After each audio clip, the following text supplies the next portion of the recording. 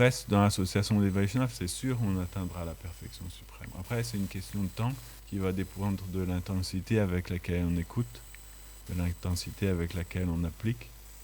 Mais dans tous les cas, c'est sûr que c'est déjà... C'est pour ça qu'on dit que quand quelqu'un il rencontre les Vaishnavas, il est déjà libéré quelque part.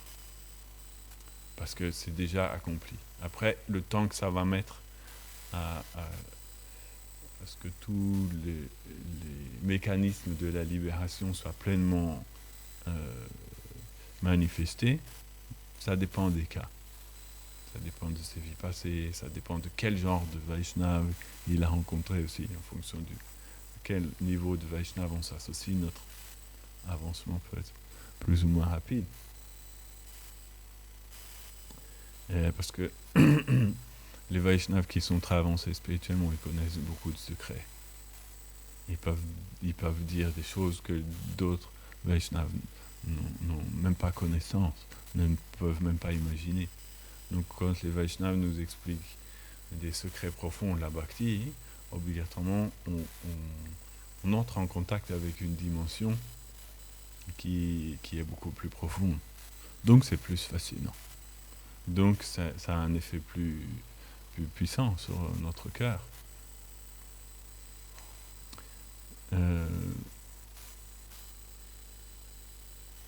Et il y a une très belle... quand je suis resté à Navavraj Mandal, Navavraj Dham. Navavraj Mandal, c'est en Espagne. Navavraj Dham, en Hongrie. Shiva Maharaj, il rigolait parce qu'il m'a demandé où est-ce qu'ils t'ont donné comme endroit pour rester, pour dormir. J'ai dit, ils m'ont mis dans la Sankirtan House. Ils ont des maisons pour les dévots de Sankirtan qui vont faire Sankirtan. Quand ils reviennent à Navavraj, ils ont une petite base. Mais c'est dans le village, c'est pas dans la propriété elle-même. En fait, il fallait que je marche une demi-heure pour aller jusqu'au village. Parce que en fait, la propriété commence dans le village de Somogivamos. C'est un tout petit village, hein. Somogivamos, c'est comme Saint-Léger du GNT. Un petit peu plus grand, mais c'est un tout petit village comme ça. Quelques fermiers, c'est des gitans. Et là, après, il y a une route qui part sur un côté, et là, on rentre dans la propriété. Mais il faut marcher pendant 30 minutes, 20-30 minutes, selon la vitesse. Et là, on arrive au temple qui se trouve au milieu, en fait, de la propriété. Mais c'est un beau chemin, hein. C'est au bord de la rivière Yamuna. Il y a une rivière là, c'est la rivière Yamuna. Et en fait, l'entrée, où se trouve l'entrée, c'est Mathura. Alors il a rigolé, il m'a dit, tu es dans le village là-bas, ça veut dire que tu es dans le monde matériel, il m'a dit. Parce que le Dham s'arrête à Mathura, il m'a dit. J'ai dit, mais peut-être il continue jusque dans le village. Il m'a dit ça, je ne sais pas. Moi, j'ai prié pour que jusqu'il aille jusqu'à l'entrée. Il m'a dit, après, t'es dans le monde matériel. Et il a rigolé. Mais c'est extatique quand même. Le village de Somogivamos est aussi extatique. Et donc, chaque matin, je prenais cette route. La route de Mathura pour aller jusqu'à Radhakund, parce que le temple se trouve à Radhakund. Au bord de Radhakund, Shyamakund, c'est là qu'il a fait le temple de Radhesham. Donc chaque matin, je prenais cette route pour aller de Mathura jusqu'à Radhakund, Shyamakund, et chaque soir, je reprenais la route pour rentrer. Ça descend, ça monte, c'est des collines, hein, c'est très vallonné. À un moment donné, c'est comme ça, vraiment, la route. Hein. C'est fatigant à monter. En sortant des tours, c'est... Et donc, chaque soir, chaque matin, je prenais cette route. Et à un moment donné, je me suis dit, c'est absurde quand même, je prends la route de Mathura tous les soirs. C'est l'endroit le pire où aucun Vrajbasi ne veut marcher sur cette route-là. Et justement, quand j'étais là-bas, j'ai traduit certains passages en français de Navavraj Mahima, comme Maharaj m'avait demandé. Mais j'ai pas fait en audio, j'ai fait en écrit maintenant, parce que Maharaj il m'a demandé de travailler en écrit, parce qu'au moins comme ça, c'est du travail plus avancé, quoi. Et j'ai traduit notamment, parmi beaucoup de choses, à la fin, un très beau passage qui explique en fait le départ de Krishna pour Mathura et le retour de Nanda Maharaj à Vrindavan, seul, parce qu'il y a un endroit... Bon, je ne vais pas rentrer dans tous les détails. Les retours de Nanda Maharaj, et ensuite le départ de Rohini pour Mathura. J'avais jamais entendu parler de ça. Quand Rohini Devi est partie pour Mathura.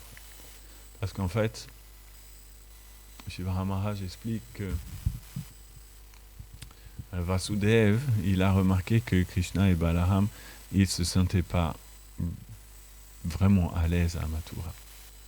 Ils erraient dans sa maison, mais ils n'arrivaient pas à se sentir chez eux.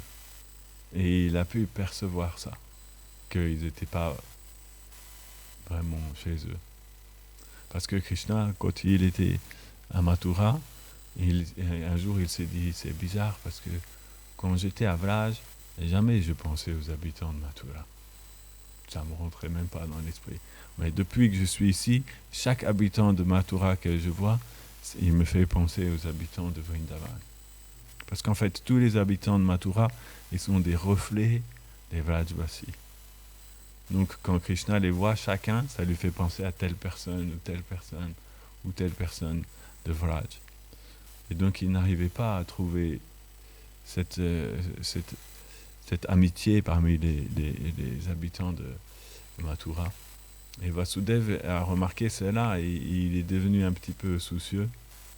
Donc lorsque Nanda Maharaj est reparti et que Krishna a dit à Nanda Maharaj, tu sais, finalement on ne va pas rentrer tout de suite, parce qu'il avait dit il était censé revenir avec Nanda Maharaj après qu'il a tué Kamsa pendant le combat, Mustika et Chandura, tout ça. Ils sont restés encore quelques jours. Et ensuite, Krishna devrait rentrer, mais il a dit, tu sais, finalement, on ne va pas rentrer tout de suite, là. Il faut qu'on s'occupe un peu de Vasudev et Devaki. Et ça, ils ont très mal. Ils ont passé beaucoup de temps sans nous. Pendant des années, ils n'ont pas pu nous voir. Et là, on est venu, et si au bout de quelques jours, on s'en va, ça va être la catastrophe pour eux. Krishna s'est trouvé coincé, en fait. Krishna se trouve coincé par le fait que, en fait,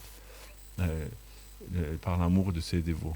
Ses dévots l'aiment trop, et il aime trop ses dévots. Donc, il est toujours coincé dans différentes situations. Et là, il s'est retrouvé bien coincé. Et il a dit, mais ne t'inquiète pas, on va revenir bientôt quand même. Et Nanda Maharaj est reparti.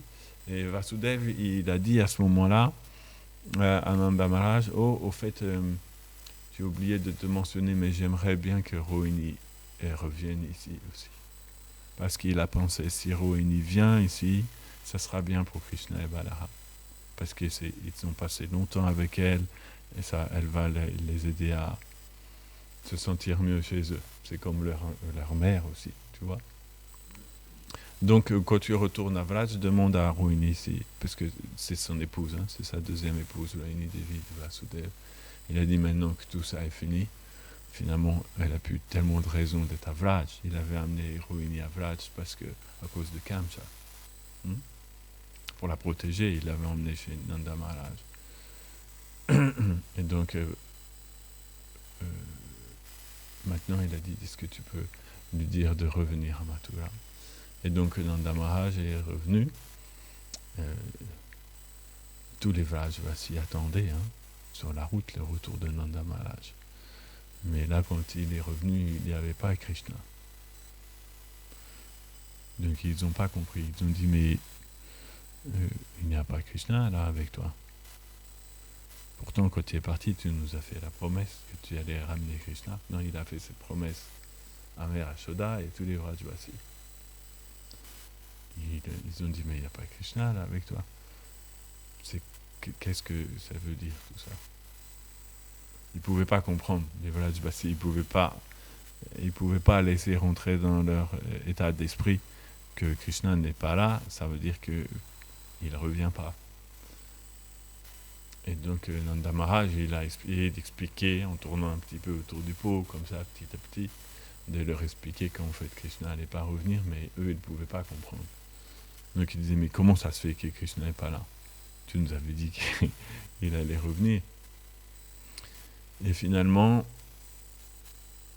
il a expliqué, je passe un petit peu tous ces détails là parce que je voulais expliquer, vous pourrez lire si vous voulez, hein, je vous donnerai. Il a expliqué que Vasudev demandait aussi si Rohini pouvait venir. Et là, Rohini Devi, c'était dur pour elle. Elle n'avait pas envie de quitter Vraj, de quitter Yashoda, de quitter Nanda Maharaj, tous les Vrajvasis, pour aller à Mathura. Personne ne veut quitter Vraj. C'est impossible de quitter Vraj parce qu'il n'y a pas un endroit où l'amour pour Krishna est plus grand. Donc, quelqu'un qui a atteint Vraj, c'est impossible qu'il ait envie de quitter Vraj. Mais là, Mère Yashoda, elle est venue, elle a dit, si, il faut que tu y ailles. Elle lui a dit, parce qu'en fait, toi et moi, nous ne sommes pas différents. Nous sommes une âme, en fait, dans deux corps. Et en fait, c'est pour ça, elle lui a dit que ni toi ni moi, on n'arrive jamais à reconnaître quel est notre fils entre Krishna ou Balaram. Tu n'arrives jamais à savoir si ton fils c'est Krishna ou si c'est Balaram. Et moi, de la même manière, j'arrive jamais à me rappeler si mon fils c'est Krishna ou Balaram, parce qu'en fait, on est la même âme manifestée en deux corps. Elle lui a dit ça, j'avais jamais entendu ça, incroyable. Et donc, il lui a dit, vas-y, parce que comme ça, si tu y vas, c'est comme si j'y allais. Et en fait, à travers ton corps, je vais pouvoir aller à Mathura et je vais pouvoir être avec Krishna et Balaram. Vous comprenez le principe? Donc, Rohini, elle a dit OK. Donc, elle est partie à Mathura. Et lorsque elle est arrivée, quand Krishna et Balaram, ils ont vu Rohini Devi arriver, ils ont été choqués. Parce qu'en fait, ils ont vu Mère Yashoda à l'intérieur du corps de Rohini. Ils ont vu que c'était Mère Yashoda qui était rentrée dans le corps de Rohini, en fait. Et quand ils l'ont vu, ils ont dit, il a vu que c'était Mère Yashoda, Krishna, donc en fait, il s'est effondré par terre. Il est tombé à ses pieds, il lui a demandé pardon de ne pas être revenu. Et comme ça, il a en fait, Mère Yashoda, en fait, à travers le corps de Rohini, elle a pris Krishna dans ses bras. Et de cette manière, elle est restée à Mathura avec Krishna à travers le corps de Rohini, Mère Yashoda, pleinement manifesté. Et lui, il voyait que c'était Mère Yashoda. Incroyable, hein? J'avais jamais entendu cet adva-là. Alors c'est comme toutes les choses de Krishna Katha. Quand on les dit comme ça, c'est une chose. Après, si on chante le Mahamantra et qu'on médite là-dessus, il y a beaucoup de belles choses qui se révèlent et qui nous permettent de comprendre davantage la profondeur de toutes ces choses-là. Qu'en fait, Rohini Devi et Yashoda ne sont pas différentes. Elles sont une même âme dans deux corps. Et c'est très merveilleux, le Krishna Katha. Quand on pense à tous ces détails, il y a tellement de choses. Ça fait peut-être très longtemps que je suis dévot, mais quand même 20 ans j'entends parler de Krishna, et à chaque fois on entend parler des trucs incroyables qu'on n'avait jamais entendu parler avant. Et ça rehausse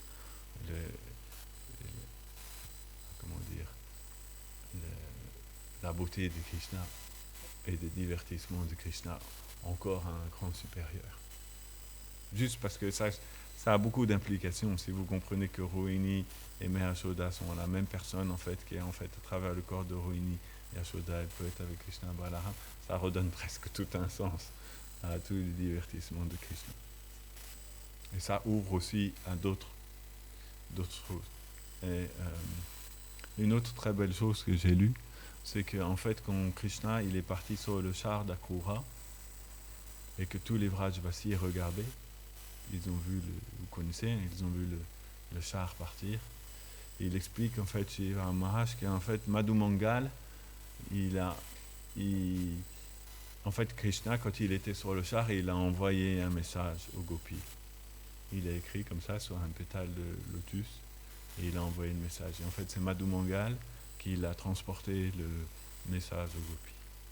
Et elles ont répondu et créé aussi un message. Et Madhu Mangal est reparti sur un char très rapide et il a apporté Krishna.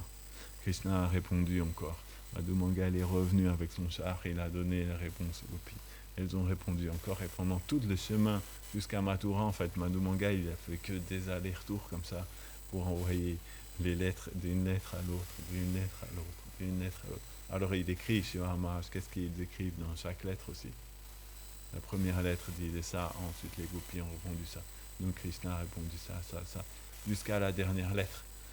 Quand Krishna est arrivé dans Mathura, Madhu Mangal a pris la dernière lettre, il l'a ramené, il est arrivé complètement épuisé. Il est complètement épuisé, il a donné la dernière lettre. Dessus c'était marqué, en fait, nous ne sommes jamais séparés. La séparation entre nous, c'est juste un rêve. C'est la dernière lettre qu'ils ont reçue comme ça. Et c'est une réalité, parce qu'en fait, dans le Brihad Bhagavatamrita, Sanatana Goswami, il explique qu'en fait, et dans Lalita Madhava, Rupa Goswami aussi explique qu'en fait, le Mathura Lila et Dwarka Lila, en fait, c'est un rêve, ça n'a pas d'existence. À un moment donné, un jour, Krishna s'est réveillé et il a dit à Radharani, tu sais quoi, cette nuit j'ai fait un rêve vraiment incroyable. J'ai rêvé que j'étais parti à Mathura et que j'avais tué Kamsa et qu'après j'étais devenu un prince et après j'étais parti dans une grande ville très loin à Dwarka et il y avait toute la famille des Yadus qui était là et je suis passé pendant tellement d'années sans vous et tout ça et tant de divertissements sont passés et après ce matin finalement je me suis réveillé. Il a dit ça, c'était vraiment un drôle de rêve. Et Sanatana Goswami explique dans le Brihad Bhagavatamrita que c'est comme ça. À Goloka aussi, Krishna part à Mathura et tout. Et les Vrajavasi pensent que Krishna est parti. Et un beau jour, ils se réveillent et ils se disent « Waouh, on a fait vraiment un rêve incroyable cette nuit. » C'était juste un rêve en fait. Et parce qu'en fait, ça n'existe pas dans la réalité, Krishna part. Krishna reste toujours à Vrindavan. Mais le Yoga Maya fait des tas de... C'est très intéressant de voir qu'en fait, les Mathura Lila et Dwarka Lila, ils sont complètement entremêlés en fait dans le Vraj Lila. C'est juste un rêve de Krishna à Vrindavan. Et lorsque Satyabhama, à la fin de Lalita Madhava, parce que Lalita Madhava, ça explique tout la partie du 10e chant après que Krishna a quitté Vraj. Rupa Goswami a écrit. Hein, il a fait 2 livres. Vidagda Madhava, Lalita Madhava. Au début, il avait fait tout en un livre, mais quand Chaitanya Mahaprabhu a lu son livre, il a dit non, il faut que tu fasses 2 livres, parce que dans un livre, tu mets comme Krishna et à Vrindavan, et dans l'autre livre, tu mets comme Krishna a quitté Vrindavan. Il ne peut pas y avoir les deux dans le même livre, c'est incompatible. Je ne sais pas pourquoi il a dit ça comme ça. Dans le Bhagavatam, il y a les deux dans le même livre, mais là, il voulait que ça soit séparé. Donc il a séparé en 2. Vidagda Madhava, c'est Krishna à Vrindavan. Tous les divertissements, principalement la danse rasa qui se passe. Et Lalita Madhava, c'est tout ce qui s'est passé une fois que Krishna a quitté Vrindavan. Vous connaissez l'histoire? Quand Radharani s'est noyé dans la Yamuna et tout ça. Vous avez déjà entendu? Non? Il y a beaucoup de mystères que Sukadev Goswami n'a pas expliqué dans le 10e chant. En fait, Sukadev Goswami, son 10e chant, c'est très rapide. Il a survolé. Parce qu'il fallait qu'il finisse avant que Maharaj Parikshit quitte son corps. S'il avait raconté tous les divertissements de Krishna, c'était impossible de finir. Il ne pouvait pas rentrer dans les détails. Donc il a vraiment survolé très rapidement, sans expliquer tout ce qui se passe par derrière. Donc les Goswamis de Vrindavan, c'était leur mission de révéler tout ce que Sukadev Goswami n'a pas expliqué dans le Krishna Lila. Et donc, comment en fait Radharani elle s'est retrouvée à Dwarka en tant que Satyabhama. Parce qu'en fait Satyabhama à Dwarka c'est Radharani en direct. Mais il y a toute une histoire qui se passe qui fait qu'elle se retrouve transférée à Satyabhama puisqu'elle a été En gros, pour résumer l'histoire, la séparation de Krishna est devenue tellement forte à un moment donné que Radharani, elle est rentrée dans la rivière Yamuna et elle s'est noyée là. Elle a disparu dans les eaux de la Yamuna. Et comme la Yamuna, c'est Vishaka Devi, non, l'amie de Radharani, elle a transporté, mais elle est aussi la fille de Surya Dev, non? La Yamuna, c'est la fille de Surya. Et son frère est Yamaraj, non? Le fils de Surya. Ce sont les deux enfants de Surya. Donc elle a transporté Radharani jusqu'à sur la planète du Soleil. Elle a confié Radharani à Surya Dev. Et donc, Radharani avait ce joyau autour de son cou, on appelle, vous connaissez? Shamantaka, il a un joyau que Krishna avait obtenu quand il a tué Sankachuda. Le démon Sankachuda, il avait ce joyau Shamantaka. Quand Krishna a tué le démon Sankachuda, il a gagné le joyau Shamantaka. C'est un joyau très précieux. Le joyau Shamantaka, il peut fournir des quantités d'or illimitées. Et donc Krishna voulait, quand il a eu le joyau Shamantaka, il voulait offrir à Radharani, mais il avait peur de faire des jaloux. Donc il a donné le joyau à Balaram. Il savait que Balaram allait trouver un moyen pour que son désir soit exaucé. Balaram a très bien compris quand il a eu le joyau. Donc Balaram, pour que les choses passent encore plus facilement, il a donné le joyau à Madhu Mangal. Et Madhu Mangal, quand il a eu le joyau, il a donné le lendemain à Radharani. Comme ça. Et donc Radharani a eu le joyau Shamantaka. Depuis ce jour, elle a porté. Krishna porte le joyau Kaustuba, Radharani porte le joyau Shamantaka. Ils vont ensemble. Le Kaustuba et le Shamantaka, c'est comme une paire de joyaux éternellement indissociables. Et donc, Yamuna Devi transportait Radharani jusqu'à la planète de Surya Dev, non? Et maintenant, à Dwarka, il y avait le roi Satrajit. Vous connaissez le roi Satrajit? Il était un adorateur de Surya Dev. Tous les jours, il faisait Surya Puja. Il adorait les devas du soleil. Son adoration était tellement belle que finalement, par les arrangements du Yoga Maya, le deva du soleil a proposé une bénédiction à Satrajit et il lui a donné une fille. Il lui a donné Radha. À cette époque-là, elle est devenue connue sous le nom de Satrajiti ou Satyabhama. Personne ne savait que c'était Radharani de Vrindavan. Même Satrajit, il ne savait pas qui c'était. Il a reçu cette fille en cadeau du Deva du Soleil et elle est venue avec le joyau Shamantaka aussi. C'est comme ça l'histoire du joyau Shamantaka dans le 10e chant. Le roi Satrajit avait obtenu le joyau Shamantaka et finalement il s'est fait voler, non, le joyau Shamantaka.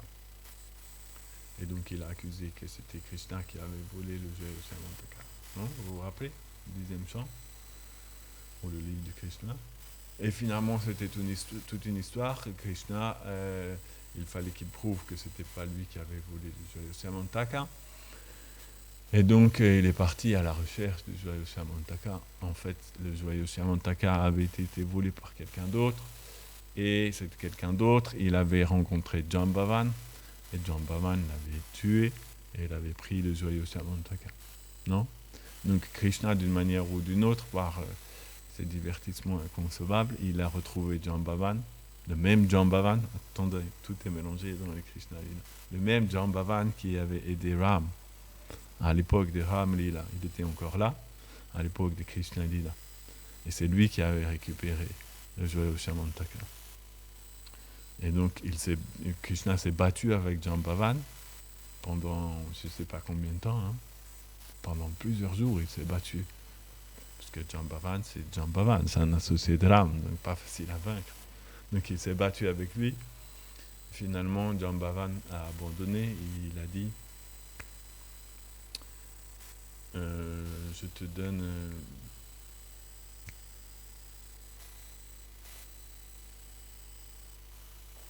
il lui a donné le joyau, ainsi que sa fille aussi. Il a donné sa fille en en cadeau aussi à Krishna, Jambavati.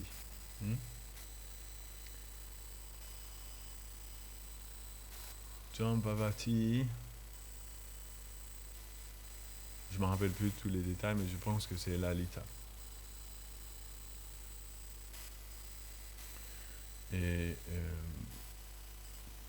parce que toute l'histoire, Rupa Goswami, il explique tout, hein, comment elle est arrivée là, comment elle est devenue la fille de Jambavan, ou que toutes les gopis, il explique comment elles sont arrivées, il raconte l'histoire de chacune, détail, comment Vishaka, qui est devenu Vishaka, Chandravali est devenu Rukmini, non?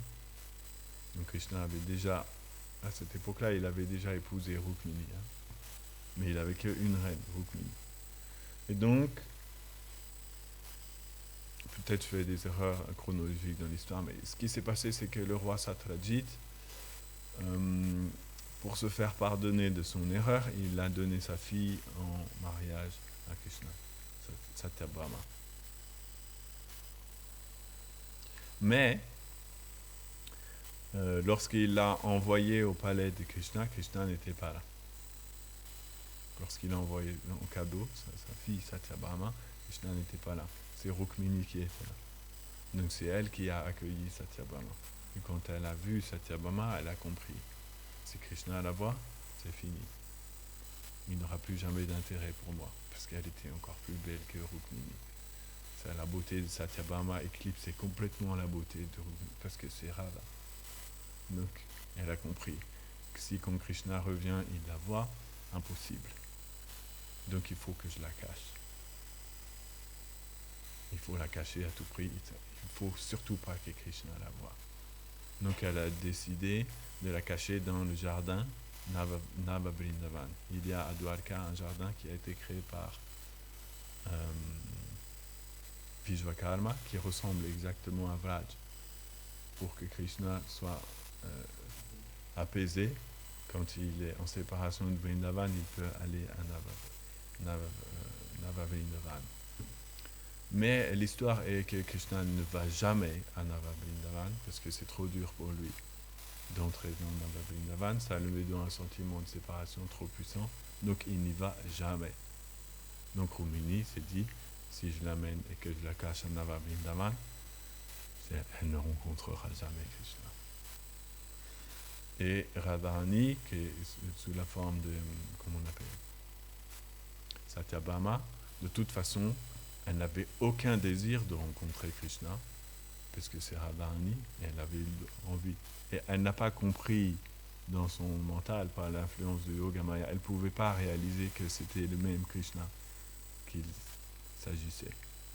Ça ne lui a pas été dit, elle n'a pas compris. Donc, pour elle, elle a été donnée en mariage à un prince. Elle n'a aucunement envie de voir ce prince-là, puisqu'elle ne peut aimer que Krishna. Personne ne sait qu'elle est Radha, simplement elle sait toute l'histoire. Mais lui, ce prince-là, elle n'a même pas envie de le voir. Donc lorsque Rukmini lui a proposé, plutôt je te laisse dans la forêt, ça ne te dérange pas, tu n'as pas besoin de voir le prince, elle a dit, c'est très bien. Laisse-moi vivre là, je n'irai jamais dans ton palais. Je vais vivre dans la forêt, dans le jardin de Navavraj. Donc comme ça, Satyabhama, elle vivait dans la forêt, dans un kunj, elle a fabriqué un kunj, elle vivait là, Navavraj, cachée. Et Krishna n'avait aucune idée que cette jeune fille était arrivée dans son palais. Et des années et des années et des années se sont passées comme ça. Satyabhama vivait dans la forêt. Et Rukmini vivait dans le palais avec Krishna. Il y avait ce secret qui était là caché. En tant que Satyabhama, Radharani ne savait pas que Krishna était le prince du palais dans lequel elle vivait. Et Krishna n'avait aucune idée que Radharani, sous la forme de Satyabhama, vivait dans dans Nava Vrindavan. Et comme lui, il n'allait jamais là-bas, parce que ça lui brisait trop le cœur.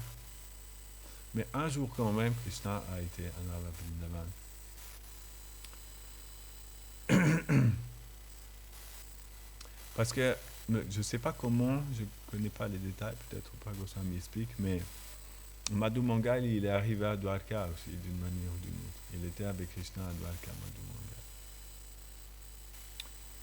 Et je me rappelle plus. Tout ça, c'est expliqué dans le livre qui s'appelle Krishna Sangati. Si vous écoutez Krishna Sangati, vous pouvez voir toutes ces merveilleux divertissements. Et donc voilà, c'est sans fin, si je continue l'histoire, ça va amener le mystère de Lalita Madhava, Rupa Goswami a écrit. Et donc, je vais m'arrêter là, parce que j'ai vu l'heure est déjà 10h20, pardonnez-moi, je n'avais pas du tout vu. Mais c'est ça, les Vaishnavas sont très merveilleux, ils nous décrivent toute la beauté des divertissements de Krishna.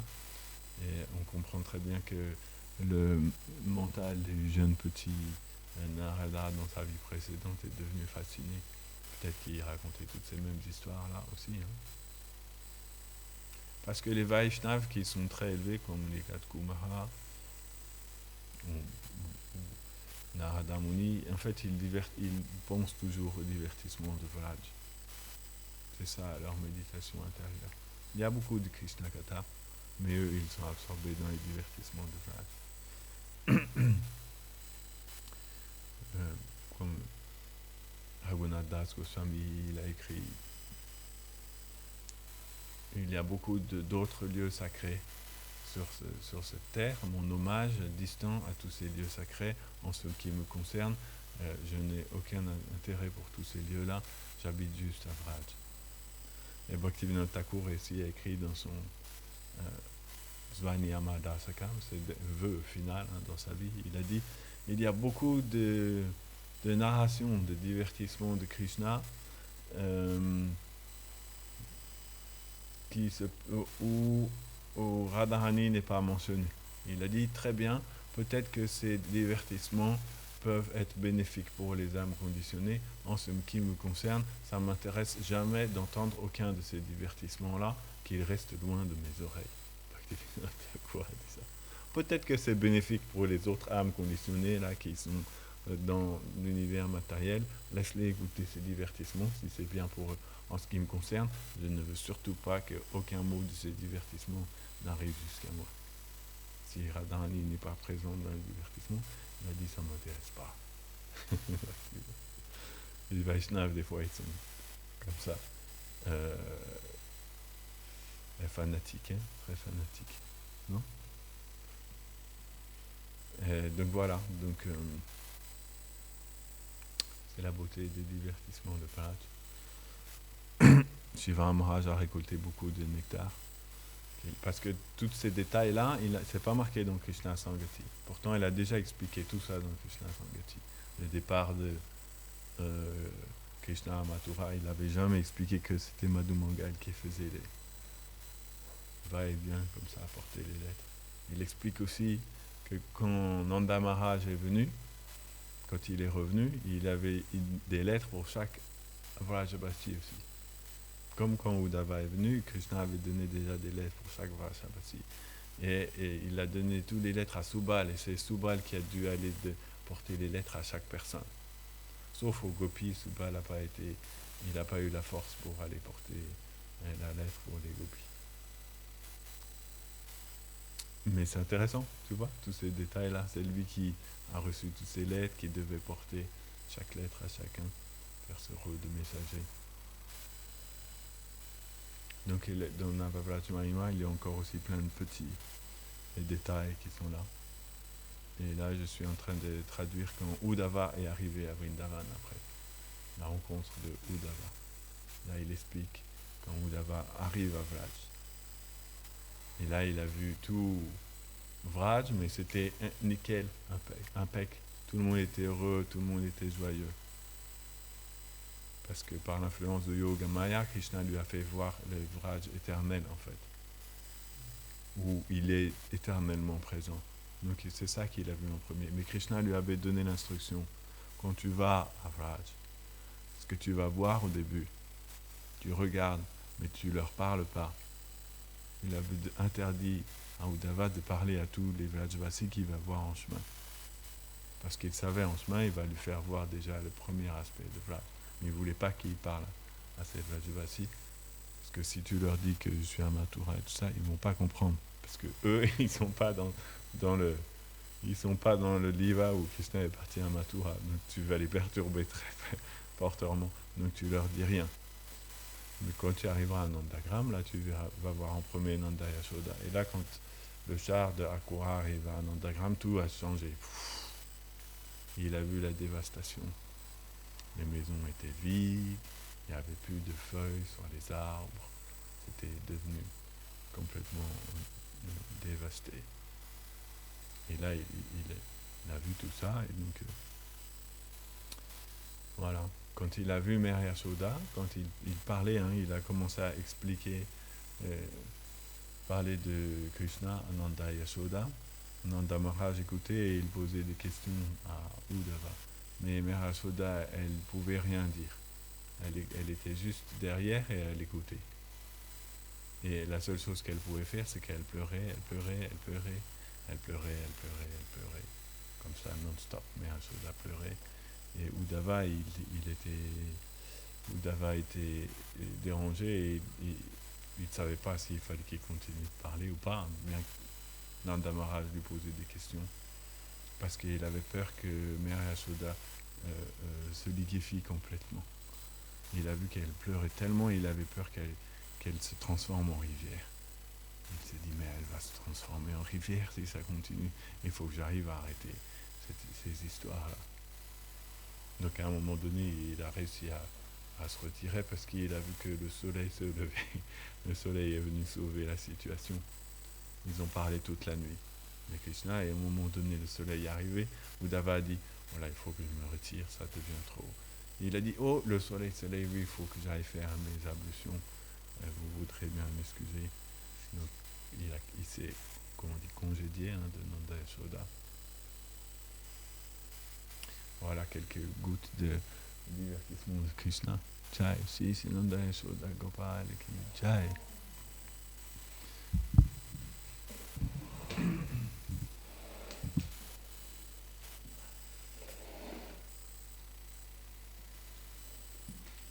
Ah mais attendez, non, j'ai pas fini de dire ce que je voulais. Pourquoi j'ai parlé de tout ça? Parce que je dois juste pourquoi j'ai expliqué Dwarka et tout ça, c'est qu'à la fin, donc Krishna a quand même rencontré Satyabhama et Krishna a réalisé qui était, parce qu'un jour Krishna il est arrivé donc avec Madhu Mangal dans la forêt et là dans un bosquet ils ont vu une murti.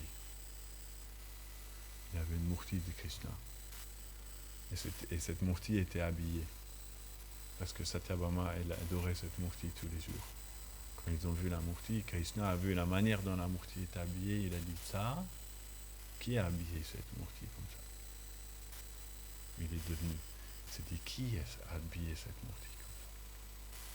Il dit, il faut que je trouve la personne qui a habillé cette murti. C'était une murti faite en saphir bleu, en diamant, saphir bleu transparent comme ça. Donc il a fait un plan avec Madhu Mangal, ils ont pris la murti, elle était sur un piédestal comme ça au milieu d'une clairière de Vrindavan. Une murti superbe de Krishna. Donc ils ont pris la murti, ils l'ont cachée dans un buisson et Krishna s'est mis comme ça. À la place de la murti, il a pris exactement la même position, il a mis les habits qui étaient mis sur la murti sur lui, il s'est mis comme ça. Et là, Satyabhama est arrivé. Dès que Satyabhama est arrivé, Krishna l'a reconnu. Il a vu qui c'était. En la regardant, mais il ne pouvait pas bouger. Il est resté comme ça, mais il ne pouvait pas non plus la regarder parce que... Et donc, elle est arrivée et elle a commencé à faire son puja. Et elle a vu qu'il y a des gouttes d'eau qui tombent sur les pieds de la murti. Elle se dit, mais qu'est-ce qui se passe? La murti pleure et elle voyait qu'il y avait des larmes qui tombaient des yeux de Krishna. Elle se dit, mais la murti s'est mise à pleurer. Qu'est-ce qui se passe? Comment une murti pleure? C'est pas possible, la murti de Krishna pleure. Parce qu'en fait, c'était Krishna. Et finalement, Krishna, à un moment donné, c'est devenu tellement intense qu'il est tombé. Il a perdu conscience. Il est tombé dans le buisson. Et voilà, enfin, C'est comme ça que Krishna et Radha et Satyabhama se sont rencontrés. Ça continue, hein, c'est toute une histoire incroyable, Lalita Madhava. À lire. Ou alors Krishna Sangati. Il a donné tout Lalita Madhava et donc Krishna Sangati de Shiva. Et à la fin de l'histoire, donc finalement, Krishna a épousé toutes les épouses, Satyabhama aussi est devenue son épouse et tout ça. Et à la fin de l'histoire, un jour, Satyabhama vient voir Krishna et lui dit, mais finalement, j'en ai marre de ce divertissement. Il faut qu'on retourne à Vraj. Et si c'est pas Vraj, on est dans un palais, tu comprends, ça m'ennuie, j'en ai marre de ces divertissements, je veux retourner avec toi à Vraj. Parce qu'elle, elle sait qui elle est. Hein. Et Krishna lui a dit, oh ok. Et il a regardé dans la direction de l'est là-bas. Et tout d'un coup, il y a Subhadra qui est arrivé, en marchant comme ça. Et Subhadra a dit à Satyabhama, qu'est-ce que tu veux? Il dit oui, Subhadra et Yogamaya. Hein? Elle dit oui, j'en ai marre de ce divertissement de Dwarka, je veux retourner à Vraj. Il dit, tu veux retourner à Vraj? Mais tu n'as pas compris, il lui dit. Tu n'as jamais quitté Vraj. Tu es à Vraj là. Et la Radharani a dit, mais non. Satyabhama dit non, c'est pas Vraj, tu vois bien. Il y a le palais et tout ça. On est à Dwarka, moi je veux retourner à Vraj. Et Subhadra lui dit non, tu n'as pas compris. En fait, tu n'as jamais quitté Vraj. Tout ça, c'était un divertissement que j'avais organisé juste pour toi et Krishna aujourd'hui.